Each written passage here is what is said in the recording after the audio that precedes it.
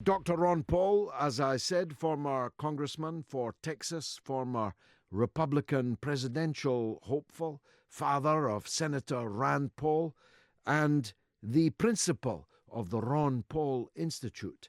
A very, very interesting family indeed.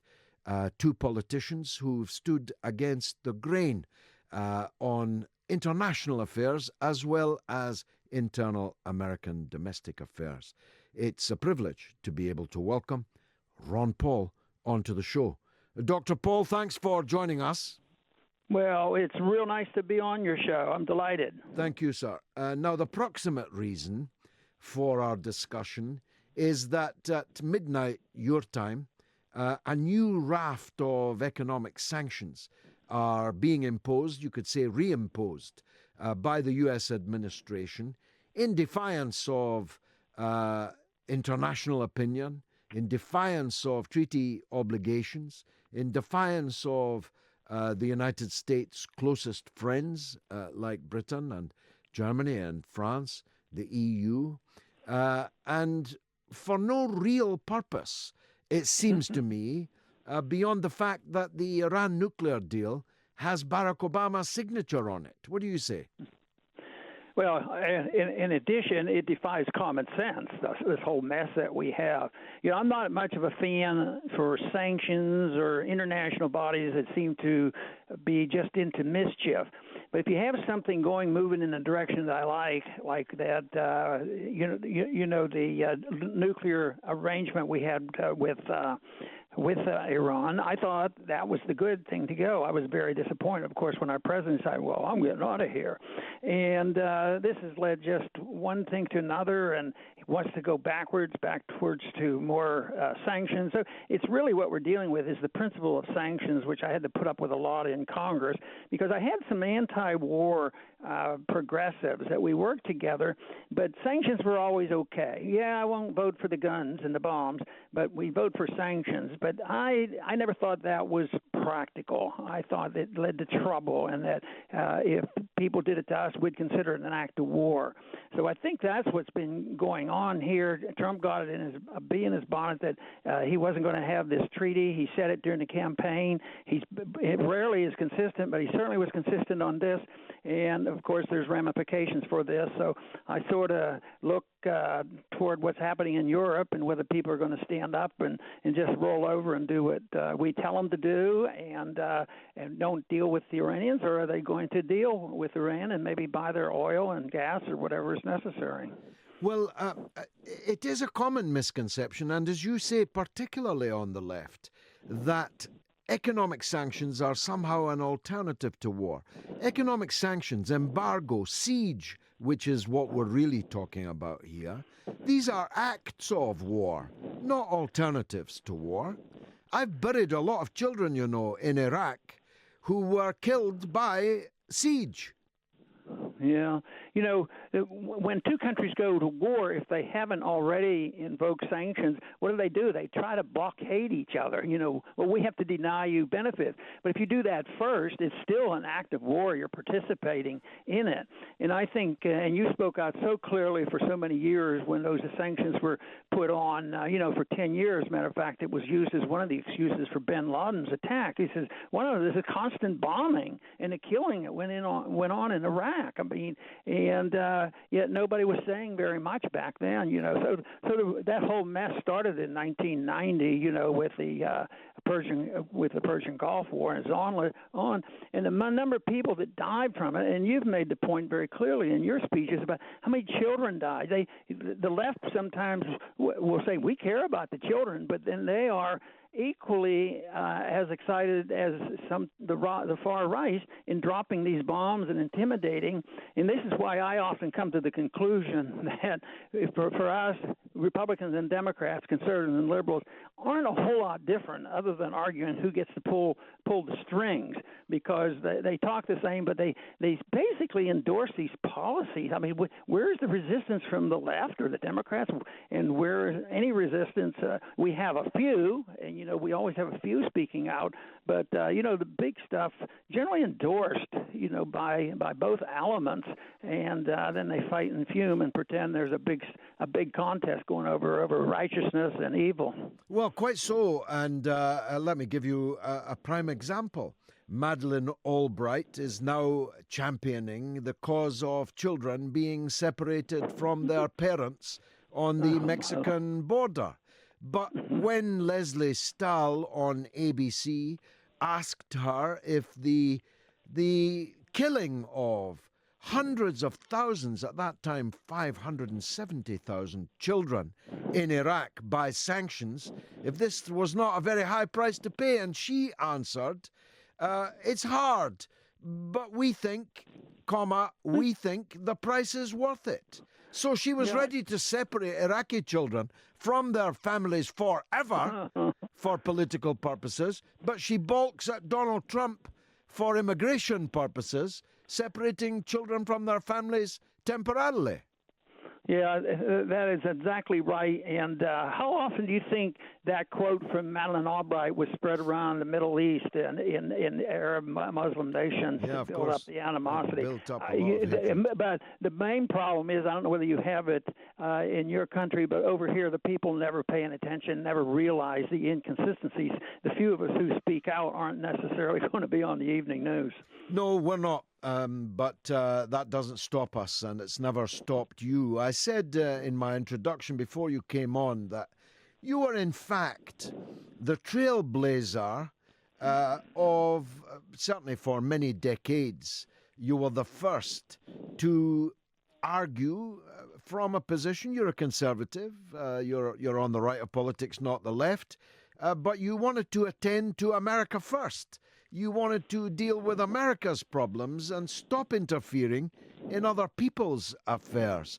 Did you see when Trump emerged a man that might just actually carry your message, as you unfortunately were not able to do, all the way into the White House? Well, I don't know what'll happen, but the whole thing is, if you look toward a principle that you deal with your own country, people sometimes interpret that means, oh, you're an isolationist, you don't care about other people, and you're not going to help, and they paint you into the corner. But if a country looks to themselves and works on the problems we all have, every country has problems, then because to me it's a moral issue, we don't have the moral right to go about telling other people how to live on an individual basis or an international basis. So if we set standards, there was a time when America, was seen for setting standards, but not in the last 75 years or so. It's just been very destructive, and I think though, if under the case of a reasonable trade agreement and getting along with people and traveling and sharing ideas, it's, to me, from a libertarian viewpoint, it's not isolationism. It's trying to set a standard and try to persuade people. It's a voluntary society. All these things that the left pretends that they believe in and has to force down our throat. Well, the goal may be decent, but the use of force is what I detest. So it might be good that you could say, well, country A, B, and C need to improve themselves. Maybe so. Why don't we set a good example? Why don't we try to understand economics better? And that's the way I work, rather than saying that I know best, and therefore you will do it. If you don't do it, I'm going to punish you. And I just don't like that approach, because I don't think it works. I don't think, even if both sides were sincere, the side that uses force and innuendos and bombs, it doesn't work. And we should be more practical in saying, well, we want to help people, so we don't need to push everything down their throat. Well, the other track in recent times has produced yet another contradiction. The Democrats and the anti-war movement and the left and so on are pretty comprehensively against a posture of hostility towards Iran. They're against the breaking of the nuclear deal and so on. Yet when Trump appears to have solved the danger of imminent war with North Korea, the same people that are for George on Iran or for war on Korea. How does that work? Well, all I can say is it doesn't make any sense. It's inconsistent. You wonder, what's his strategy? Does he have a strategy? And right now, if he does, I don't understand it. We who come from a libertarian position, we have a basic principle that we endorse, and you can interpret almost everything we do from the fact that we don't believe that the use of force is a good thing to try to tell other people how to live. But when somebody does it one day and says one thing that will bomb you to smithereens, then the next day they're the best friends and we want to come and talk to you. The one thing, though, about Iran is, unfortunately, our president has been a little bit more consistent. At least there's a little bit of hope with Korea. He backs off a little bit. But when it comes to Iran, no, it is absolutely, you cannot see, and they are the worst evil empire ever, and they'll throw things out that they're the most radical Islamic state ever in the history of mankind, and that's why we have to help Saudi Arabia, because they have such high ideals. But Saudi Arabia is, of course, the fountainhead of the Islamist extremist, ISIS, Al-Qaeda mentality, which has cascaded around the whole world. Saudi Arabia is provably the fountainhead, financial, ideological, theological fountainhead. It's not Iran that flew airplanes into the Twin Towers. It was 13 out of 19 Saudi hijackers who did so. And yet Trump is now in bed with Saudi Arabia and the smaller satrapies around it. And he's doing this to please Saudi Arabia, who may or may not have stuffed America's pockets with gold. I'd count it if I were you, because they don't always honor their financial agreements. But there's only Israel and Saudi Arabia and the smaller Gulf sheikhdoms that are actually in favor of this policy. And yet it seems to have taken root and is now the stated policy of the United States. Yeah, I think there's always been some of that, but I think it's very, very much out in the open with this administration, very blatant. And I think that may be a bad sign that they feel so confident. In other words, maybe, they think that they can get away with it.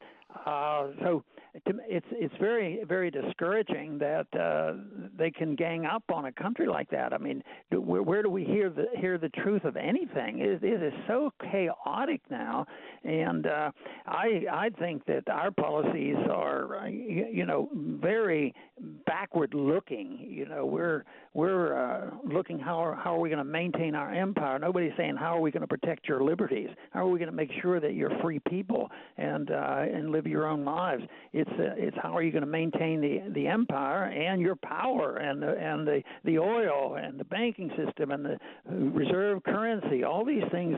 This is on their minds, and that's what they're arguing for. And sometimes a lot of those things are bipartisan. They sort of argue the case for the empire, and I think that the notion of the empire is a very dangerous notion.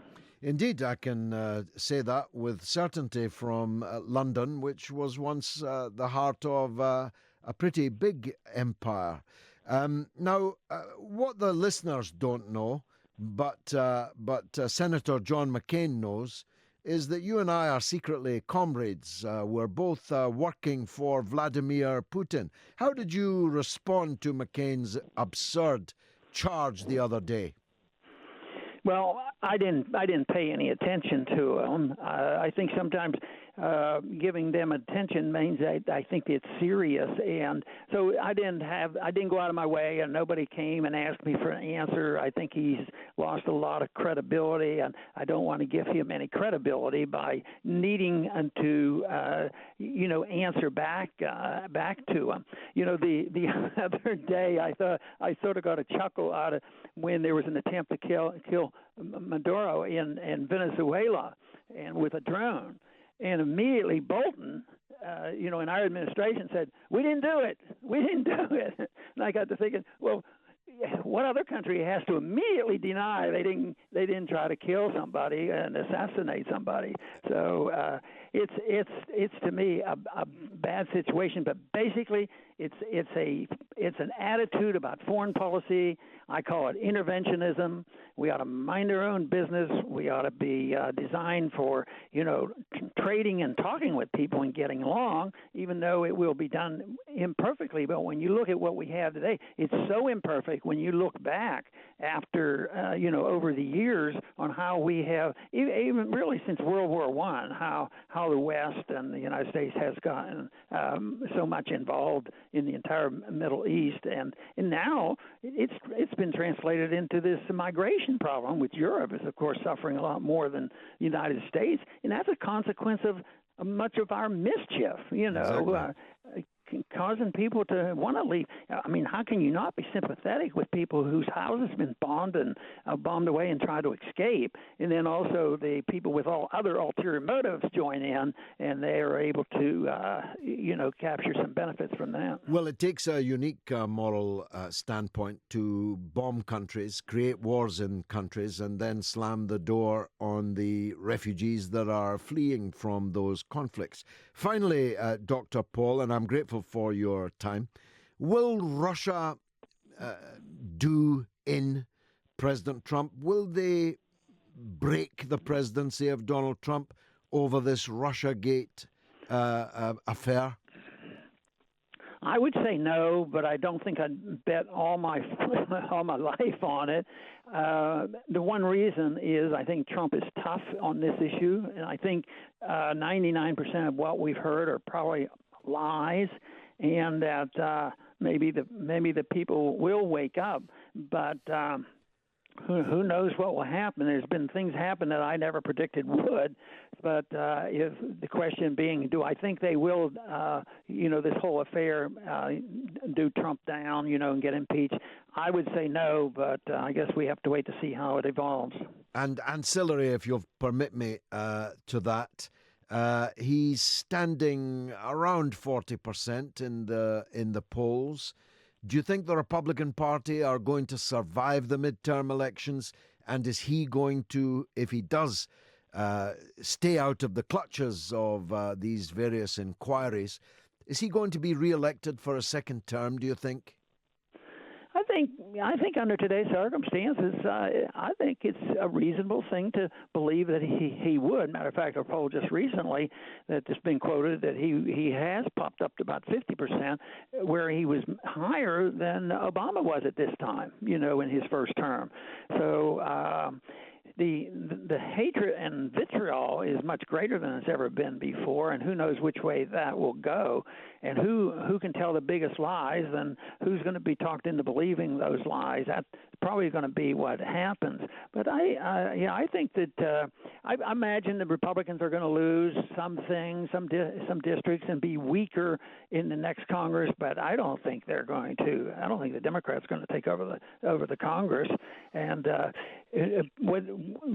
media paints it as, the Democrats are on the verge of taking it over and taking over. Where were they when they were predicting about Trump versus Hillary? They didn't do so well on those predictions. No. They just hope that the media shouting this stuff will convince everybody. Yes. We might as well stay at home because it's a slam dunk for us. We have exactly. I was the only person that I know who predicted Trump's victory and predicted the victory of Brexit in the EU referendum. And too many people in the media and in the political class think the mere assertion, concerted assertion of things by them makes them facts. And of course, every now and again, the people come along and teach them differently. Now, the Ron Paul Institute, how do people follow you, Doctor? How do people support your work? Well, what I do is I do a program each day, the Ron Paul LibertyReport.com, and I stream at 11 o'clock Central Time, and I put a program up each day, and we put a lot of other things up, but it's the Ron Paul Liberty Report that I'm putting most of my energy in, and that's associated with the Ron Paul Institute for Peace and Prosperity, and that's a foreign policy think tank.